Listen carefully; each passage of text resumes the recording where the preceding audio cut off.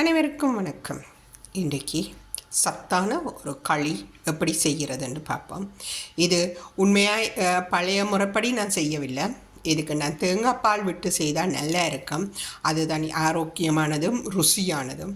நல்ல ருசியாக இருக்கும் தேங்காய் பால் விட்டு செய்தீங்களா. ஆனால் நாங்கள் இப்போ ஒரு அவசர உலகத்தில் இருக்கிறதால பசுப்பால் விட்டு இது செய்திருக்கிறேன். நீங்கள் பசுப்பால் எந்த பாலும் விட்டு நீங்கள் செய்யலாம். இனி பேக்கெட் பால் விட்டு நீங்கள் இதை செய்யலாம். ஓகே, இது அடுப்பில் தான் இதுக்கு வேலை இல்லை. அடுப்பால் எடுத்து டிஷ் பண்ணின பிறகு தான் இதில் ட்விஸ்ட்டே இருக்குது. அதுக்கு பிறகு விடுற சாமான் தான் உங்களுக்கு டேஸ்ட்டாகவும் அதே நேரம் ஆரோக்கியமாகவும் இருக்கும்.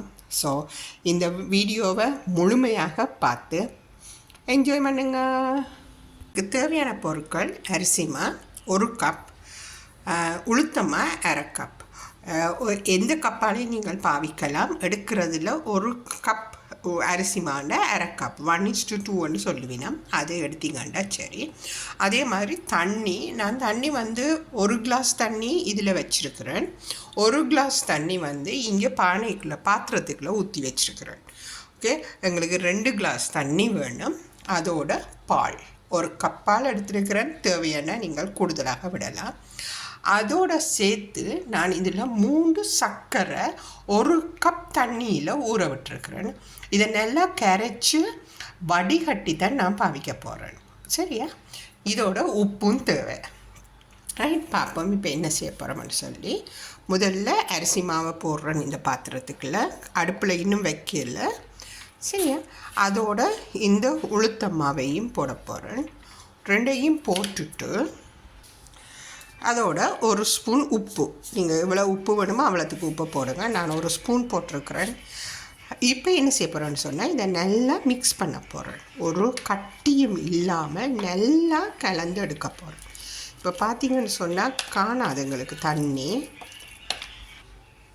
இப்போ நான் மிக்ஸ் பண்ணினேன். இதில் இப்போ தண்ணி காணாது, நல்லா திக்காக போயிட்டுது. இப்படி திக்காக மிக்ஸ் பண்ணாதீங்க. இப்போ நான் இந்த கப் தண்ணியையும் விட போகிறேன். அளவு பார்த்து விடுங்க, ஃபுல்லாகவும் விடலாம். சரி, விட்டுட்டு இதை நல்லா மிக்ஸ் பண்ணி க்ரம்ஸ் இல்லாமல் மிக்ஸ் பண்ணி போட்டு ஒரு சின்ன கட்டியும் இல்லாமல் மிக்ஸ் பண்ணின பிறகு அடுப்பில் வையுங்க. இப்போ பார்த்தீங்கன்னு சொன்னால் ஒரு கட்டியும் இல்லாமல் நல்லா தண்ணியாக கரைச்சி வச்சுருக்கிறேன். உங்களுக்கு இப்போ இது இப்போ உங்களுக்கு பாவிக்க தண்ணி காணாதுன்னு சொன்னால் 2 கிளாஸ் தண்ணி காணாதுன்னு சொன்னால் நீங்கள் கூடுதலாக விடலாம். அது அரிசி உளுத்த மாவை பொறுத்தது. சில உளுத்தமாக டக்குன்னு தண்ணியை இழுத்துடும், சில உளுந்து தண்ணியை இழுக்காது. ஸோ நீங்கள் அதுக்கு ஏற்ற மாதிரி தண்ணி இல்லாமல் கட்டி இல்லாமல் நல்லா கிண்டி எடுங்க. ஓகே, இதில் எனக்கு 1-2 கட்டி சிலது வந்திருக்கு, அது பரவாயில்லை. ஆனால் இப்படி ஒரு பருவத்தில் எடுத்தீங்கன்னா ஓகே. இந்த கட்டத்தில் நான் எடுத்து அடுப்பில் வைக்க போகிறேன். அடுப்பில் வச்சு நல்ல ஹை ஃப்ளேமில் நான் இதை கிண்ட போகிறேன். கிண்டைக்குள்ள இப்போ கிண்டிக்கொண்டே இருக்கணும். ஏன்னு சொன்னால் டக்குண்டு இது அடிப்பிடிச்சிடும். ஸோ நாங்கள் அதை அடிப்பிடிக்காமல் இருக்கிறதுக்காக கிண்டிக்கொண்டே இருக்கணும். கொஞ்சம் இதுதான் கொஞ்சம் வேலை. ஆனால் ஒரு 10 நிமிஷத்தில் உங்களுக்கு களி ரெடி ஆகிடும். இப்போ பார்த்தீங்கன்னு சொன்னால் கிண்டி ஓரளவு திக்கான பதம் வந்துட்டுது. இதுதான் பதமண்டி இல்லை. நீங்கள் முதலுமே என்ன செய்யலாம், இதே விடலாம். நான் கொஞ்சம் திக்கான நேரம் இந்த பால் 1 கப் எடுத்து வச்சுருந்தானே அந்த பாலை விட போகிறேன். இப்போ பால் விட்ட பிறகு நாங்கள் அடுப்பை கொஞ்சம் சிம்மில் வச்சுக்கொள்ளணும். நல்லா குறைச்சிட்டு கிண்டணும். என்ன பால் பொங்கி வெளியில் ஊற்றுன்றோம். ஸோ நாங்கள் பால் பொங்காத மாதிரி கொஞ்சம் அடுப்பை குறைச்சி வச்சுட்டு கிண்டி கொண்டு இருக்கணும். இப்போ பார்த்தீங்கன்னு சொன்னால் 2ஆம் திறமும் கொஞ்சம் திக்காயிட்டுது.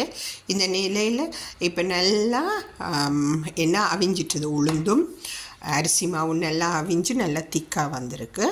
ஸோ நாங்கள் இந்த நிலை இப்போ என்ன செய்ய போகிறோம்னு சொன்னால் இந்த கரைச்சி வச்ச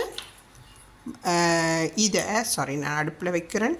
நீங்கள் வைக்காதீங்க, நான் வீடியோ எடுக்கிறதுக்காக வச்சு பாவிக்கிறேன் ரப்பர். ஓகே, ஸோ கரைச்சி வச்ச இந்த சர்க்கரையை வடித்து விடுறேன் நான். நல்லா வடித்து விடுங்க. எப்போவுமே சர்க்கரை வடித்து விடுங்க. ஏன்னா அதில் தூசு இதுகள் எல்லாம் இருக்கும். ஸோ வடித்து விட்டால் நல்லா வடிச்சிட்டு இவ்வளோ வெயிட் இவ்வளவு தான் என்று விட்டுட்டு ஆஃப் பண்ணிவிட்டு போயிடாதீங்க. கடைசியில் தான் இருக்குது சீக்ரெட் இன்க்ரீடியன்ட்ஸ். உங்கள் உடல் ஆரோக்கியத்திற்கு ஏற்ற இன்க்ரீடியன்ட்ஸ் வந்து லாஸ்ட்டில் தான் நான் போட போகிறேன். ஸோ அது வரை காத்திருங்கள். இப்போ நல்லா கிண்டி ஒரு பருவம் வர மட்டும் நான் காட்டுறேன் எப்படி வருதுன்னு சொல்லி.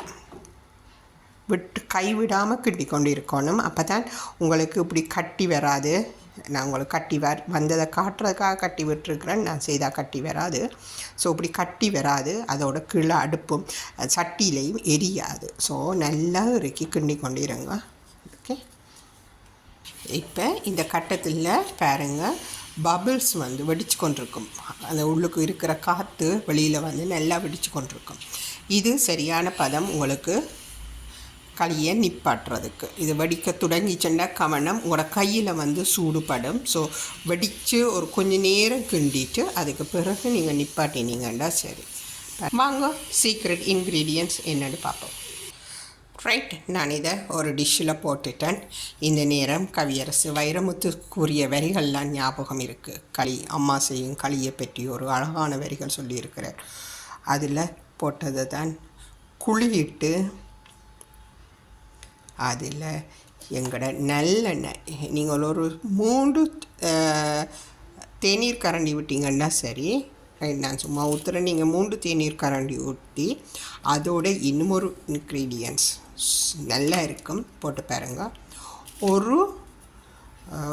ஒரு தேக்கரண்டி டீஸ்பூன் வெள்ளை எள்ளு போடுறேன்.